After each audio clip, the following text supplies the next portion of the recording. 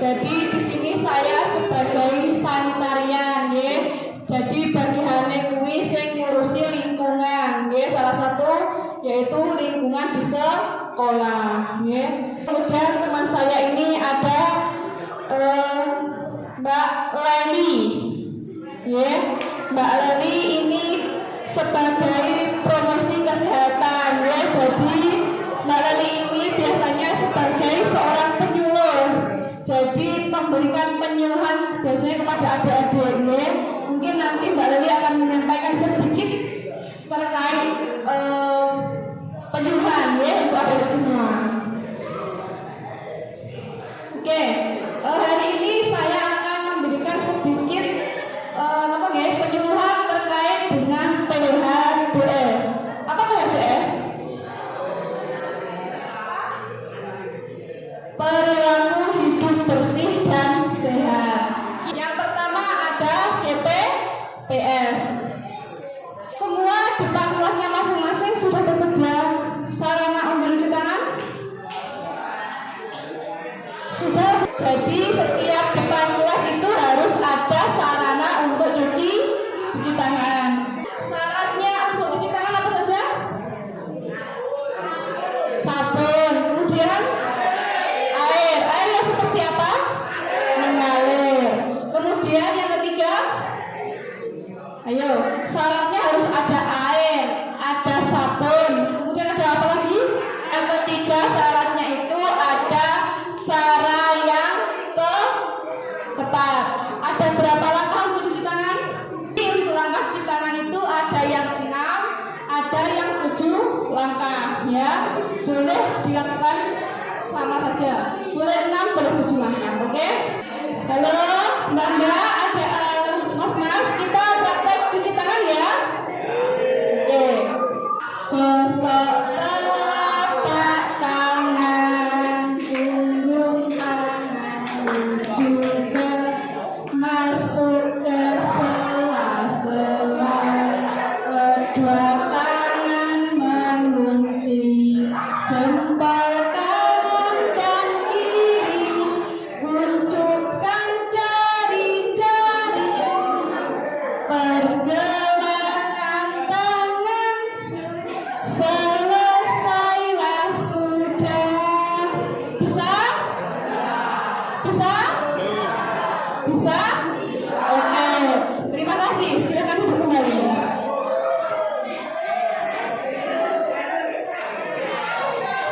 Oke, itu langkah cuci tangan yang benar. Kemudian yang kedua, mengkonsumsi makanan yang sehat. Jadi kalau dulu namanya 4 sehat 5 sempurna, ya. Jadi kalau sekarang namanya gizi seimbang. Jadi gizi seimbang itu ada yang namanya isi piringku. Pernah tahu isi piringku? Apa? Apa? Isi piringku isinya apa saja? Nasi, lauk-pauk, apa? Sayuran dan buah, ya. Jadi dalam satu piring itu dibagi 3/4 itu karbohidrat, 3/4 lagi sayur-sayuran, kemudian 3/4 lagi itu dibagi 2 untuk lauk pauk atau protein sama buah. Jadi 3/4 itu makanan pokok. Jadi makanan pokok apa? Nasi. Kemudian 3/4 yang lagi ada sayuran. Kemudian 3/4 lagi dibagi 2. Yang satu untuk lauk pauk atau protein, kemudian yang satunya lagi untuk buah-buahan. Ada kandungannya vitamin. Jadi setiap hari tubuh kita harus mendapatkan namanya semua ini. Jadi harus ada karbohidratnya, protein, sayur-sayuran, buah, ya. Kenapa? Adik-adik semua di sekolah tujuannya untuk mencari ilmu. Jadi kita butuh Nah, supaya konsentrasi, salah satunya kita harus membiasakan diri untuk sarapan, kemudian mengkonsumsi makanan yang sehat.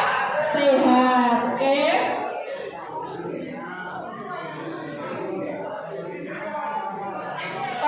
Untuk adik-adik yang hari ini belum terbiasa sarapan, bolehkah saya minta komitmen satu untuk membiasakan sarapan sebelum berangkat sekolah?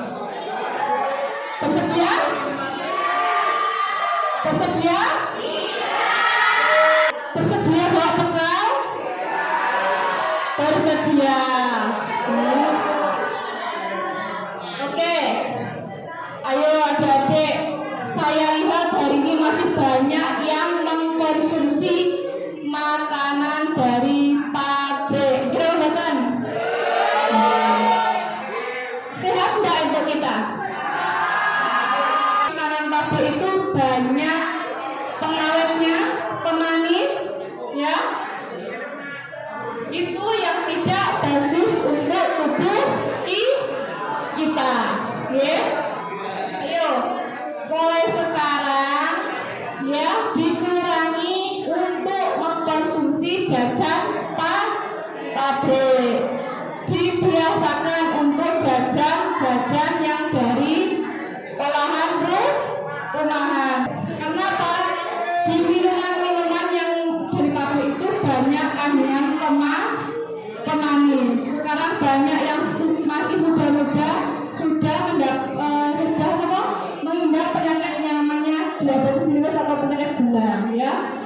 Itu bisa jadi dari sering mengkonsumsi makanan pabrik atau minuman yang banyak pemanisnya. Itu bisa menjadikan salah satu pemicu, ya. Monggo dari semua adik-adik masih muda-muda, ayo kita kurangi. Tidak semua nggak boleh ya, tapi kita belajar mengurangi dari konsumsi makanan pabrik, ya.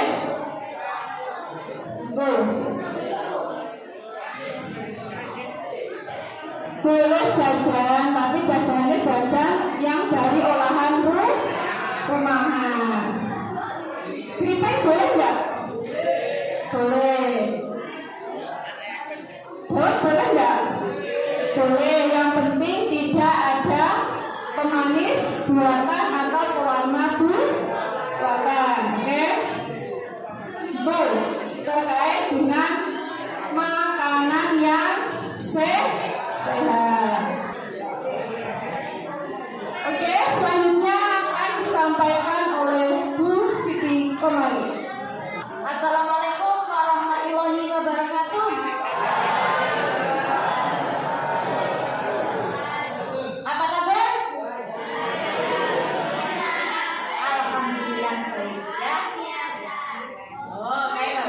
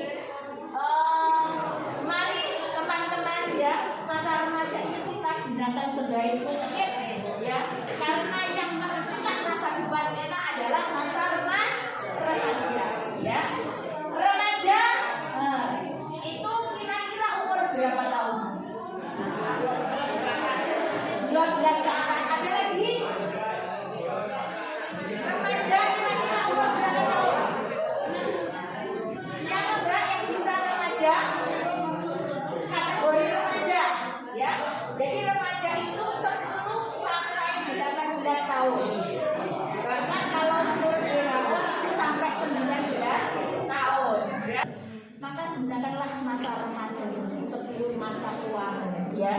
Karena di masa remaja itu yang akan menentukan kita nanti berhasil tidaknya itu di masa remaja ini. Kalau masa remajanya sudah gagal, maka kedepannya insya Allah juga tidak akan baik ya. Pengen nggak meraih cita-cita setinggi mungkin? Ya. Untuk itu mari gunakan masa remaja ini dengan baik. Karena di masa remaja itu banyak sekali tantangan ya. Banyak sekali tantangan, banyak permasalahan remaja. Ada kenakalan remaja yang dinamakan ya. Ada kira-kira yang merokok?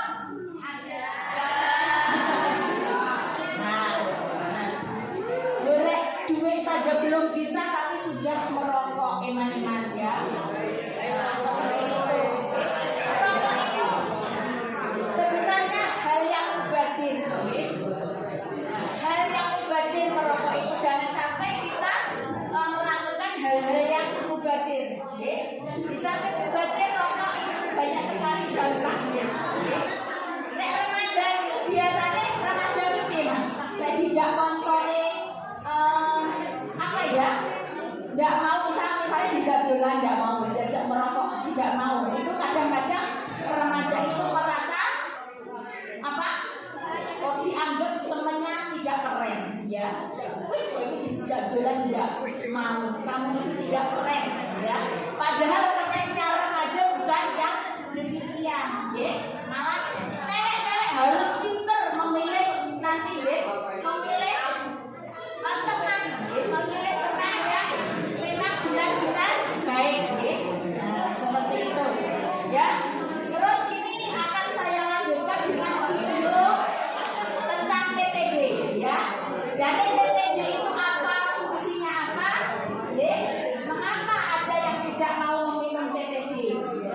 Itu untuk cewek. Kalau untuk cowoknya, ya memang tidak diberi. Itu keuntungan ceweknya diberi TTD. Mari kita saksikan filmnya tentang TTD. Sehat dan konsumsi tanpa anemia. Yuk kita cari tahu infonya. Pertama, anemia itu apa sih? Anemia adalah kondisi di mana kadar hemoglobin dalam sel darah merah lebih rendah dari normal, sehingga sel darah merah kita hanya bisa membawa sedikit oksigen. Makanya kita merasa lemas dan gampang capek. Berikutnya, apakah remaja putri berisiko mengalami anemia?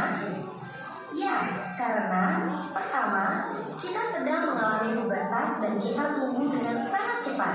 Untuk itu, kebutuhan zat gizi kita meningkat, terutama zat besi. Sayangnya, dengan kebiasaan makan sekarang ini, asupan zat besi kita masih rendah. Penyebab ketiga adalah hilangnya darah setiap bulan saat kita menstruasi. Gejala anemia yang paling umum adalah 5L, yaitu lemah, letih, lesu, lelah, dan lalai. Selain itu, kita akan merasa pusing dan berkunang-kunang, ngantuk dan sulit konsentrasi. Kalian ada yang pernah mengalami gejala ini enggak? Nah, kalau kondisi tadi dibiarkan, maka akibatnya adalah seperti di gambar ini.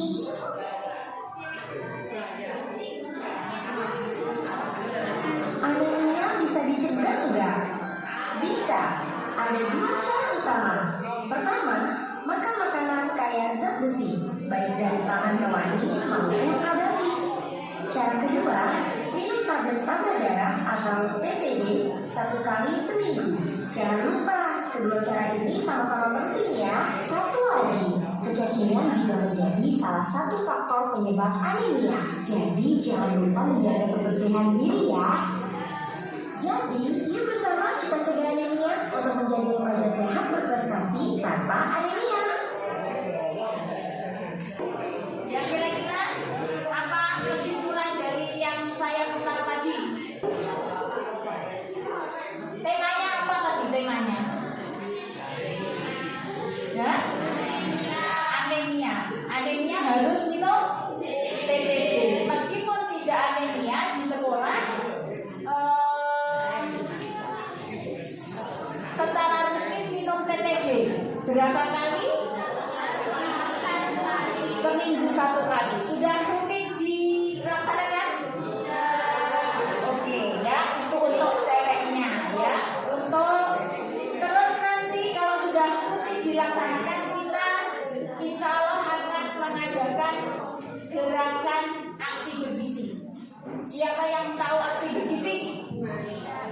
Jelaskan, ayo siapa tahu?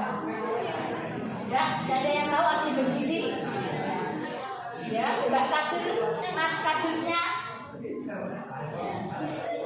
Aksi bergizi itu adalah gerakan untuk ya yang dilaksanakan nanti kita melaksanakan aksi bergizi ya. Jadi yang pertama nanti adik-adik membawa bekal dari rumah, membawa bekal makanan dari rumah yang berisi gizi seimbang. Jadi gizi seimbang tadi apa? Sudah ditahu kan? Ya, jadi ada nasinya, ada lauknya, ada buahnya, ada sayurnya, atau dinamakan isi piringku. Ya, jadi isi piringku itu sepertiga lauk, sepertiga sayur, sepertiga lagi dibagi dua menjadi buah dan lauk. Ya, oke. Tanda-tanda anemia tadi. Siapa yang ingat tanda-tanda anemia? Di sini kan menjadi apa? Kayak cewek-cewek itu karena dia sudah minum TTG ya. Cowok itu dilakoni nggak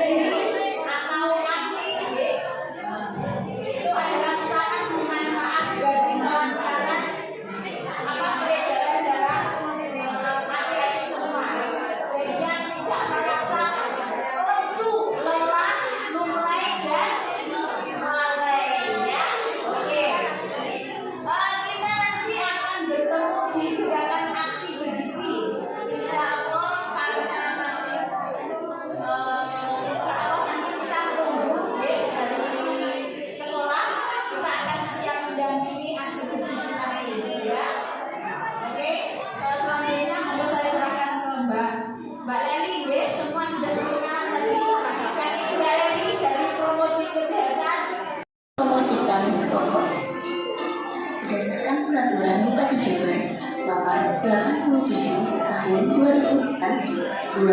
Tempat proses belajar mengajar. 3. Arena kegiatan anak. 4. Tempat ibadah. 5. Angkutan umum. 6. Tempat kerja. Dan 7. Tempat duduk. Yuk, mulai pertanyaan untuk menggunakan kawasan tanpa rokok pada proses belajar mengajar di sekolah. Mengapa di lingkungan sekolah perlu diterapkan kawasan tanpa rokok?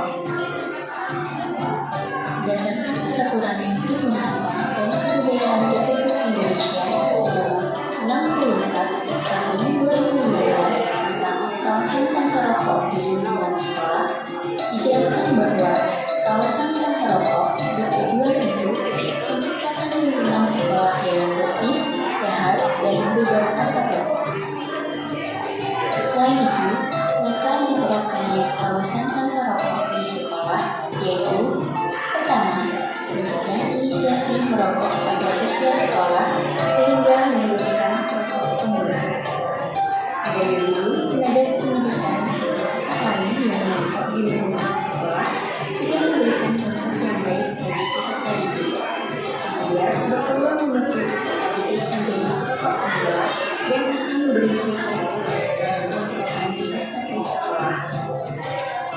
prinsip sekolah yang menerapkan kawasan tanpa rokok.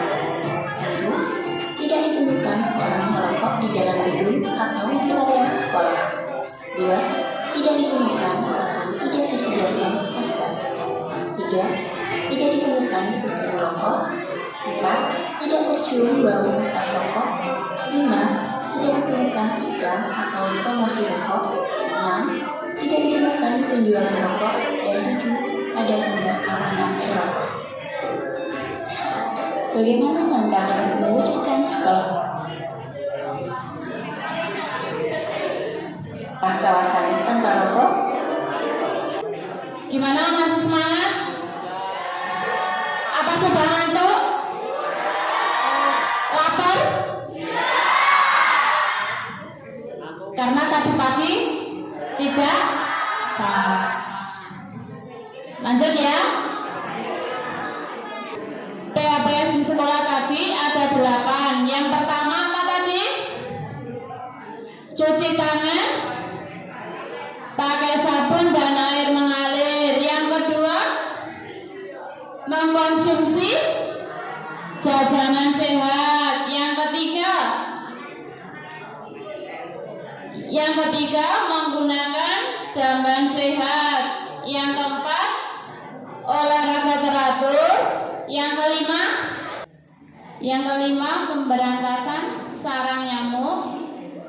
Yang keenam, tidak apa yang cowok-cowok? Lanjut dulu ya. Yang ketujuh, mengukur apa? Tinggi badan dan berat badan. Yang kedelapan, membuang sampah pada tempatnya. Apa manfaatnya olahraga teratur?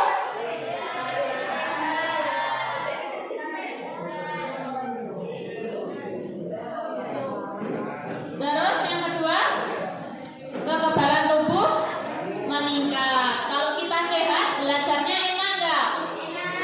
Bisa terus nyantol enggak? Terus yang paling utama apa tadi? Untuk yang cowok-cowok, tidak merokok. Tadi sudah lihat di videonya ya.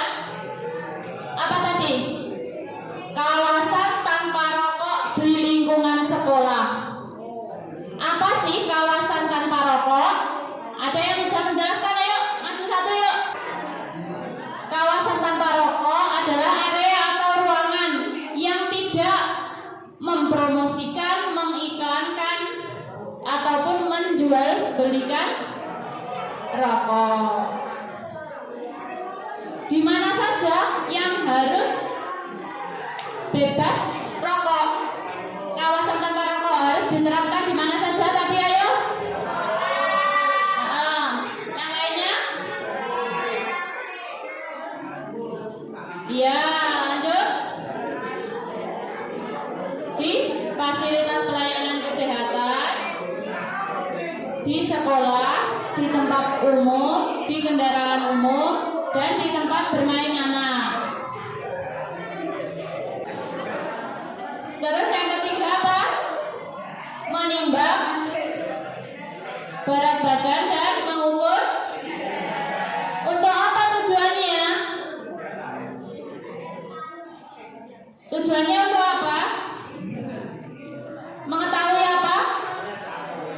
Mengetahui pertumbuhan dan perkembangan anak dan mengetahui status gizi sehingga nanti bisa diukur, diketahui IMT-nya. Apa itu IMT?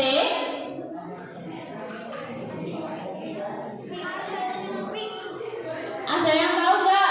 Coba kajian kesehatannya. Untuk pengukuran berat badan dan tinggi badannya dilakukan apa enggak? Berapa kali setahun? Harusnya 1 tahun minimal 2 kali. Minimal 2 kali. Untuk apa tadi fungsinya?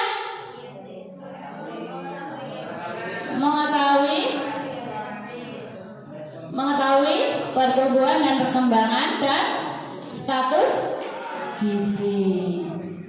Coba ulangi lagi, apa saja tadi? Olahraga, teratur, terus tidak. Terus selanjutnya tadi apa? Menimbang berat badan dan mengukur tinggi badan. Lanjut. Untuk yang selanjutnya, menggunakan zaman sehat, pemberantasan sama nyamuk dan apa? Yang terakhir tadi, membuang sampah pada tempatnya. Oke, dilanjutkan dulu ya. Saya simpulkan saja ya. Oke. Jadi tadi sudah sampaikan ada beberapa ya terkait dengan PHBS, kemudian TTD. Oke. Dari PHBS sama TTD ada yang mau ditanyakan? Tidak. Sudah paham? Insya Allah ya. Ayo kita terapkan bersama-sama untuk PHBS di sekolah. Ada cuci tangan, tidak merokok, mengkonsumsi makanan yang sehat, menggunakan jamban yang sehat, ya. Kemudian mengolah sampah, ya. Yang masih sering membuang sampah di sembarang tempat, ayo dimasukkan ke dalam tempat sampah, ya. Oke. Sudah, kalau capek saya akhiri saja, ya. Disambung lain waktu, ya. Oke. Sekian yang bisa kami sampaikan pada hari ini. Semoga bermanfaat untuk adik-adik semua. Yes, semoga kita semua diberi kesehatan. Ada kurang lebihnya kami mohon maaf. Wabillahi taufiq wal hidayah. Wassalamualaikum warahmatullahi wabarakatuh.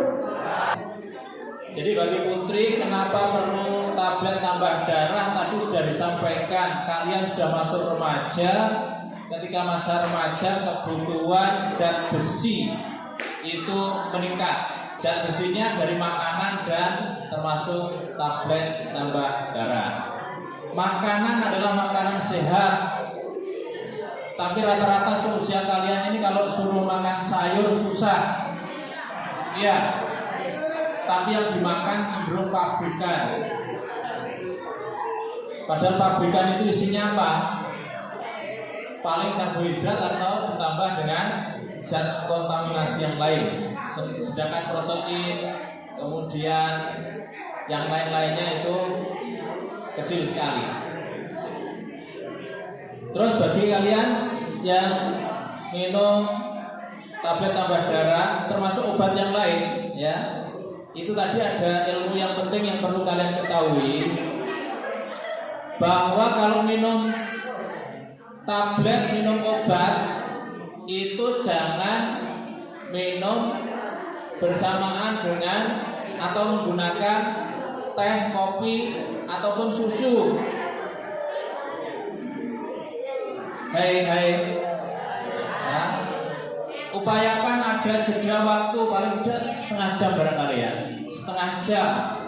Jadi kalau habis minum kopi, minum teh, minum susu, jangan minum obat. Kenapa? Bukan beracun, bukan. Tapi penyerapan atas obat itu tidak bisa maksimal. Ya. Jadi kalau Anda minum obat ya pakai air bening. Kemudian kalau sudah terlanjur minum teh, susu, kopi, beri jeda waktu setengah jam. Ya lebih baik kalau memang resepnya itu setelah makan, ya setelah makan minum obat pakai air bening. Kemudian kalau ingin minum minuman yang lain ditunggu setengah jam. Karena tadi tablet tambah darah bagi anak tertentu bisa berdampak agak mual. Nah, ketika agak mual itu berarti konsumsinya sebaiknya adalah setelah makan. Setelah makan konsumsi obat tambah darah. Saya rasa itu. Kemudian ada hal yang sangat penting disampaikan oleh Bu Lulu tadi, Mbak Lulu ya. Dia ini alumni sini ternyata ya. Ya, Mbak Lulu ini ternyata alumni sini. Beliau menyampaikan ke kita terkait dengan pola hidup sehat, yang mana kalau saya lihat dari indikator-indikator yang disampaikan, kita ini masih jauh kurangnya dalam hal pola hidup sehat. Untuk ini kita buat tekad kita untuk memperbaiki pola kita. Termasuk yang biasa jajan, kami tidak melarang jajan, tapi yang dijajan itu kalau bisa itu ambek yang olahan rumahan, bukan pabrikan. Kenapa kira-kira? Pabrikan itu zat pengawetnya banyak. Bisa jadi yang kamu makan ini adalah produksi 1 tahun yang lalu. Nah, makanan kok bisa bertahan 1 tahun itu kan berarti diawetkan luar biasa. Beda kalau buatan rumahan, paling kalau tidak dimakan 3 hari sudah jamuri macam-macam, berarti itu tidak ada pengawetnya. Maka saya sarankan kalau beli makanan itu ambil yang produk rumahan. Setuju ora? Nah, nanti semester depan kemungkinan akan ada aturan di sekolah ini bahwa kantin tidak boleh menyediakan makanan-makanan pabrikan. Berarti kalian selama puasa ini latihan tidak mengkonsumsi yang produk pabrikan, karena nanti kemungkinan semester depan yang produk pabrikan itu kita minimalisir. Karena apa? Sampahnya juga luar biasa. Kalian habis makan dibuang sembarangan. Kalau tidak dibuang sembarangan, disimpan di tempat yang rapi, tapi dibersih-bersihnya. Ya, nah itu menjadi masalah. Sampahnya menjadi masalah, yang kamu makan juga menjadi masalah pada dirimu. Banyak sekarang anak-anak masih usia anak-anak sudah gagal ginjal, bisa jadi disebabkan karena pola makanan yang dimakan itu adalah tidak sehat. Demikian, terima kasih kepada tim dari Puskesmas Bubaan yang telah membina kita dengan maksimal, dan mohon maaf di sekolah ini masih banyak kekurangan dari apa yang disampaikan tadi. Insyaallah menjadi komitmen kami untuk perbaikan ke depannya. Terima kasih sekali lagi, dan kepada anak-anak silahkan untuk istirahat. Assalamualaikum warahmatullahi wabarakatuh.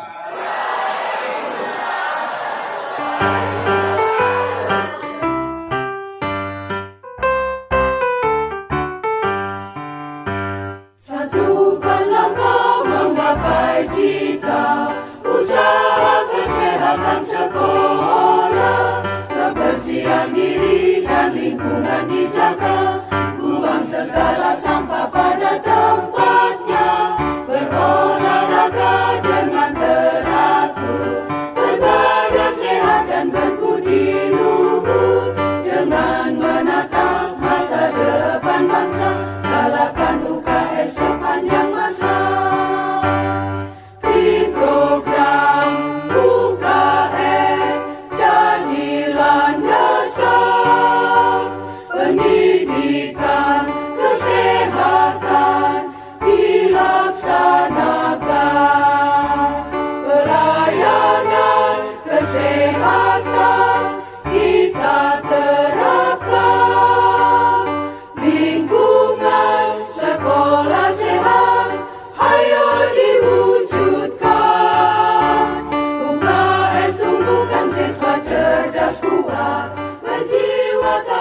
berkaya hidup.